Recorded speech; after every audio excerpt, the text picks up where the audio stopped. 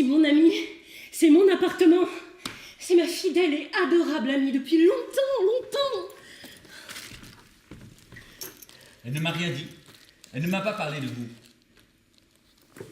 Mais êtes-vous davantage pour elle que le voisin? Bien davantage.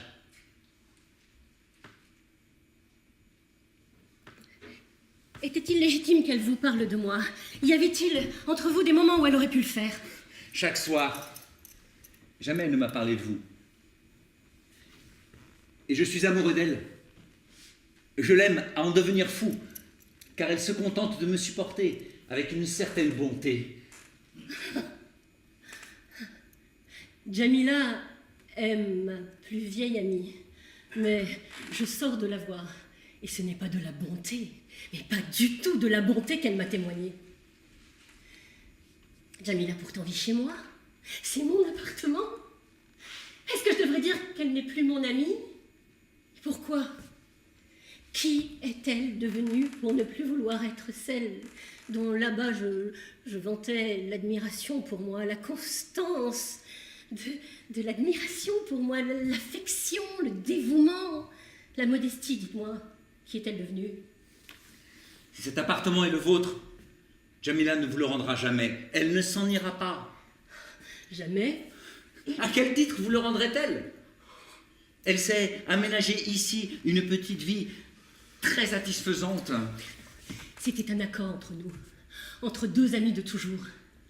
Si vous saviez combien était profonde sa tendresse pour moi et sincère le sentiment que j'ai toujours éprouvé, étant son aîné, de devoir protéger cette jolie petite Jamila qui, dans l'existence, n'avait pas démarré avec les atouts dont j'avais moi la chance d'avoir les mains pleines grâce à une famille réduite et fortunée et intelligente.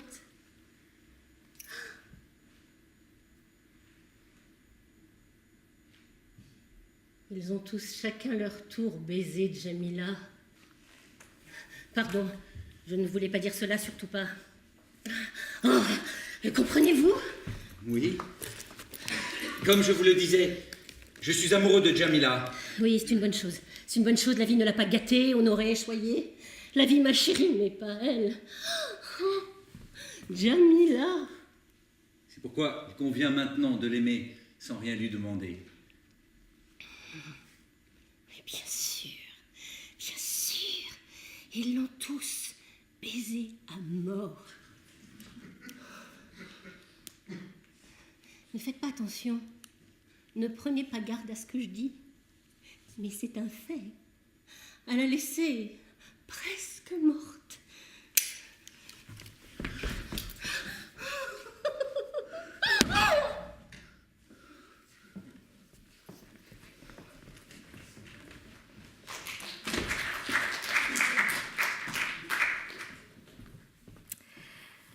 Au cours de nos diverses recherches, il nous est arrivé de réfléchir à l'interpolation didascalique, c'est-à-dire jouer le texte d'une pièce de théâtre selon les didascalies d'une autre pièce. Ainsi, Stanley Chapman avait pu régaler les étudiants du Rational Rhetoric des premières et dernières phrases de 12 pièces de Shakespeare sur les didascalies de Man Superman de George Bernard Shaw, et dont on imagine très bien toutes les richesses.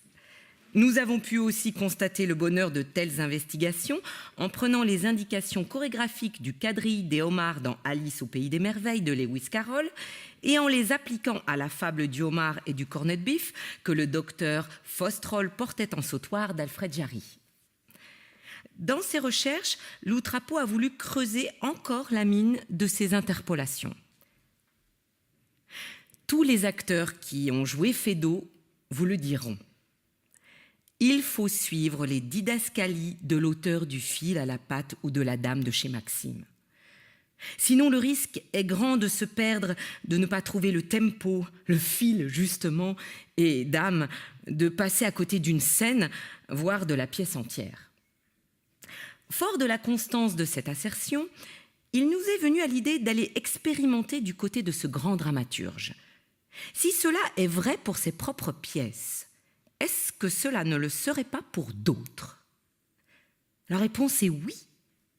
C'est-à-dire que si nous appliquons les didascalies d'une scène de Feydeau sur une scène équivalente d'un autre auteur, eh bien oui, force est de constater que la mise en scène fonctionne et permet d'éviter bien des errances, essais, choses-trappes, allers-retours, doutes et désillusions.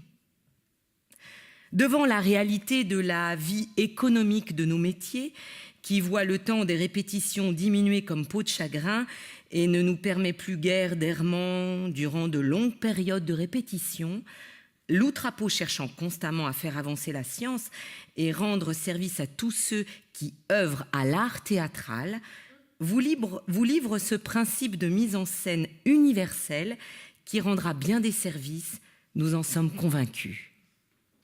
Le procédé est simple. Nous prenons les didascalies du fil à la patte, acte 2, scène 17, première scène où les deux personnages principaux, Lucette et Boisdanguin, se retrouvent seuls.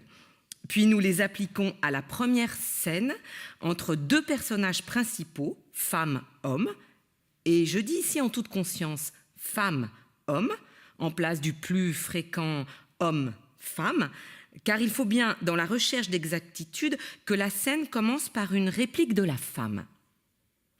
C'est ce à quoi vous venez d'assister sur le magnifique texte de Marine Diaye, Rien d'humain, première scène de la pièce. Maintenant, je vais vous livrer ces didascalies dans leur succession, ce qui vous permettra de constater par vous-même l'extraordinaire de cette découverte. Puis nous l'appliquerons à d'autres scènes, toutes extraites de pièces contemporaines. Elle, revenant à elle. Lui se précipitant à ses genoux. Elle posant tendrement ses mains sur les épaules de lui et d'une voix plaintive. À ces mots, l'expression de la figure de elle change, on sent que la mémoire lui revient peu à peu, brusquement le repoussant, ce qui manque de le faire tomber en arrière. Elle s'est levée et gagne la droite. Lui allant à elle en marchant sur les genoux, suppliant.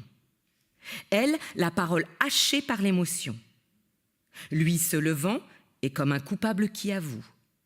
Elle, avec dégoût. Lui, suppliant. Elle, l'arrêtant d'un geste avec un rictus amer. Elle a un grand geste de la main qui signifie le sort en est jeté et passe à gauche. Lui, inquiet. Elle, ouvrant son sac dans lequel elle fouille. Lui, à part. Elle, d'une voix étranglée, tirant son revolver de son sac et sanglotant. Lui, se précipitant pour la désarmer et lui paralysant le bras en la tenant à bras-le-corps. Maintenant, constatons déjà que cette mise en scène universelle fonctionne aussi sur une scène extraite de Journée de noces chez les Cro-Magnons de Wajdi Mouawad.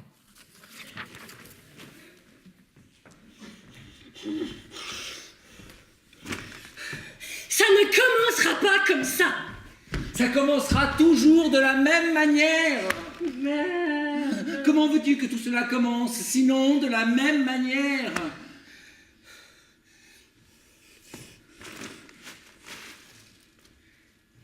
C'est toi qui as choisi les laitues ou bien c'est l'Arménien?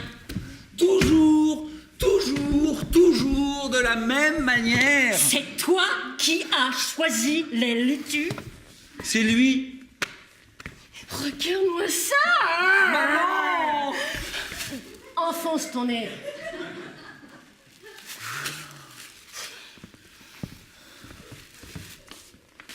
Non!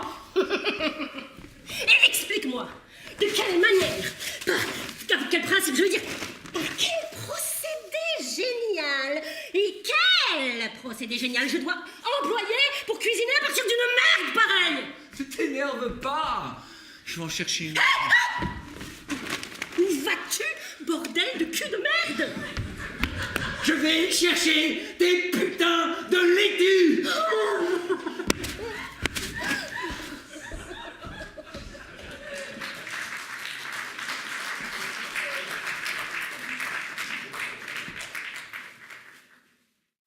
Des jours et des nuits à Chartres de Henning Mankell.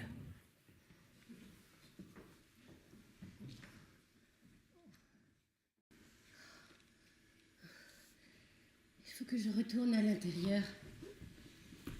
Tu veux qu'on danse? Je ne peux pas danser avec toi. Danser, rien d'autre. Rien d'autre. Pour qui tu me prends?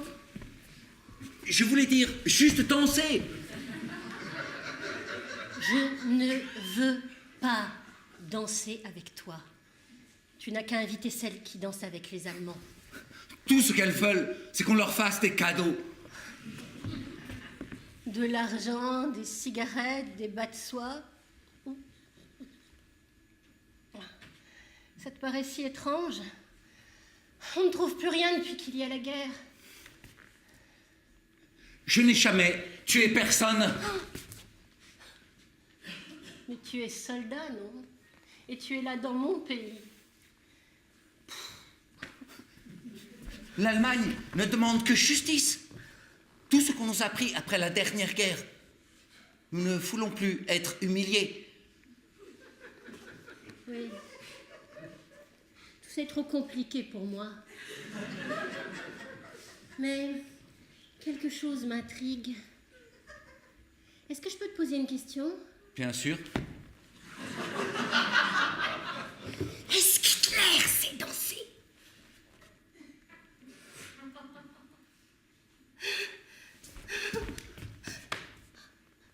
Je ne sais pas.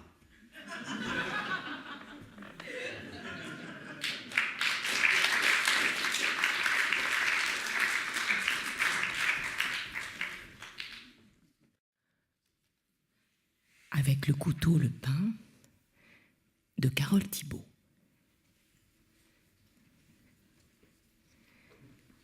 Elle, revenons à elle.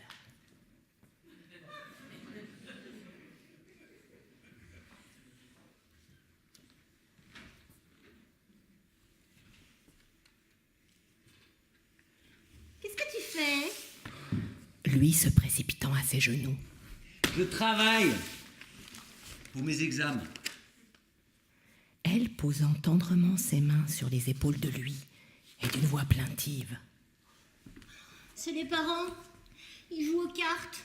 Ils m'ont dit arrête de tourner comme ça, va voir Norbert dans sa chambre, il te prêtera une BD. Où ils en sont? À ces mots, l'expression de la figure de elle change. On sent que la mémoire lui revient peu à peu. Brusquement, le repoussant ce qui manque de le faire tomber en arrière. Mon père s'est mis avec ta mère, ton père s'est mis avec ma mère, mon père gueule, ta mère se marre. Mais c'est quoi? Elle se levait et gagne la droite, lui allant à elle en marchant sur les genoux, suppliant. Des maths! Les BD, c'est là-bas! Elle, la parole hachée par l'émotion. Je me mets sur le lit. Lui se levant, Tu te mets où tu veux. et comme un coupable qui avoue, Je travaille.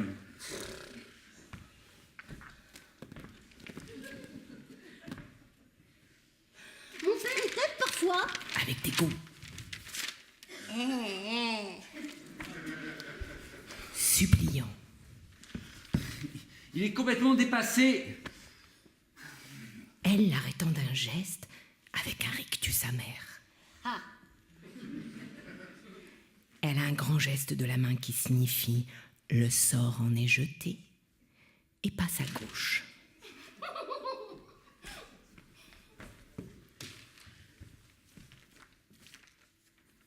Inquiet, Tu ne regardes pas ta BD? elle, ouvrant son sac dans lequel elle fouille.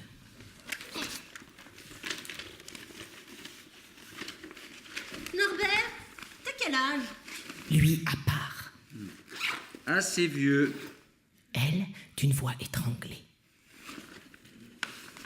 Tu plaisantes, Norbert? Tirant son revolver de son sac et sanglotant.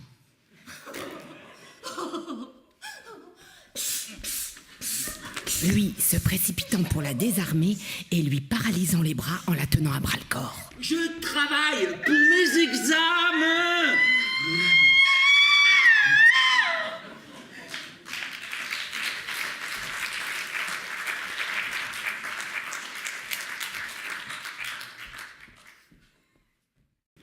Vous allez assister maintenant à la scène de référence de notre mise en scène universelle, Un fil à la patte de Georges Feydeau.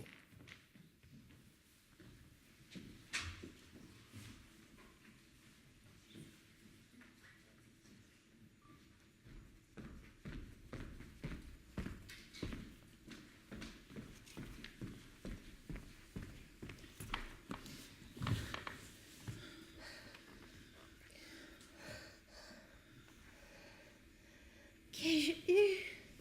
Qu'ai-je eu? Lucette, Toi, c'est toi? Lucette, pardon. Je suis un grand coupable, pardon. Ne me parle pas. Tu me fais horreur. Lulu, ma Lulu. Ainsi, le contrat qu'on signait tout à l'heure, c'était le tien? Eh bien oui, là, c'était le mien. C'était le sien. Oh, l'ignoble. Lucette. Très bien. C'est toi qui l'auras voulu. Quoi?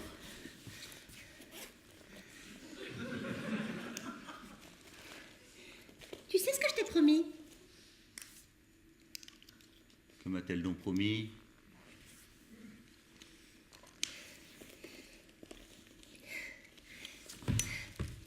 Adieu. Et sois heureux.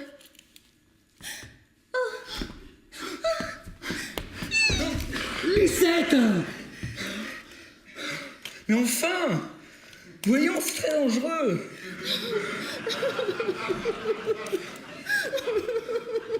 Lucette.